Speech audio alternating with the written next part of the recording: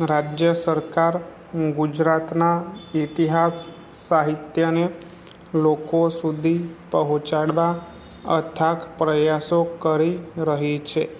ગુજરાતી સાહિત્ય વધુ ઊંચાઈએ પહોંચે તેની ઉપર શોધ સંશોધન થાય તે મુદ્દે પણ ગુજરાત સરકાર કાર્ય કરી રહી છે. જેની પ્રતીતિ રૂપે તાજેતરમાં જૂનાગઢમાં 15 કરોડના ખર્ચે નિર્મિત થનાર આદિકવિ નરસિંહ મહેતા આંતરરાષ્ટ્રીય સંશોધન કેન્દ્રના ભવનનું પ્રવાસન મંત્રી શ્રી મુરુભાઈ બેરાએ ખાતમુહૂર્ત કર્યું હતું.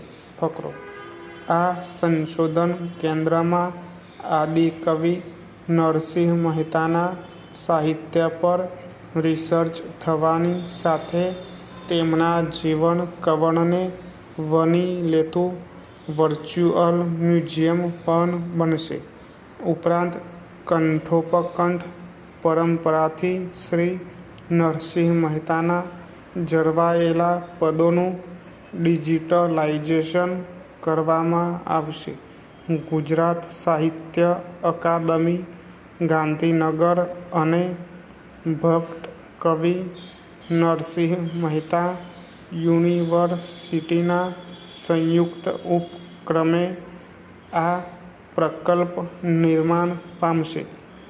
આ પ્રસંગે મંત્રી શ્રી મુરુભાઈ બેરાએ જણાવ્યું હતું કે આદિકવિ શ્રી નરસિંહ મહેતાની રચનાઓનો ગુજરાતી ભાષા સાહિત્ય પર પ્રભાવ જોવા મળે છે. ગાંધીજીને પ્રિય એવા વૈષ્ણવજન ભજન, વસુદેવ કુટુંબકમની ભાવનાને અને એક સારા માનવીના ગુણો દર્શાવે છે. આ ભજન ગાંધીજીના જીવનનો પણ પર્યાય બની ચૂક્યું હતું. આપણા સાહિત્ય અને લોકસાહિત્ય પરંપરાઓનો વારસો ખૂબ ઉજળો રહ્યો છે. નરસિંહથી નનહાલાલ અને નર્મદથી નરેન્દ્રભાઈ મોદી સુધી વિસ્તર્યો છે. ત્યારે આ સંશોધન કેન્દ્ર આપણા વારસાને વધુ જીવંત કરીને સમાજ સુધી પ્રસરાવશે. ફકરો: આદ્ય સર્જક નરસિંહ મહેતાએ 1.25 લાખ જેટલા પદોની રચના કરી છે.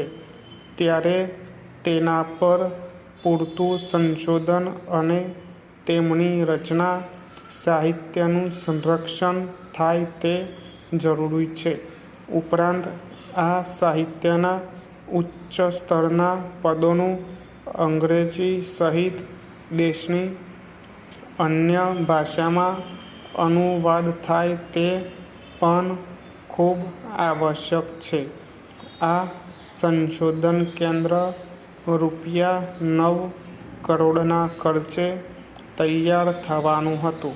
પરંતુ નરસિંહ મહેતાનું જીવન કવન અને સાહિત્ય જન જન સુધી પહોંચે તે માટે મુખ્યમંત્રી શ્રી ભૂપેન્દ્રભાઈ પટેલે આધુનિક અને ટેકનોલોજીસભર એક મ્યુઝિયમ પણ તૈયાર થાય તે માટે વધુ રૂ.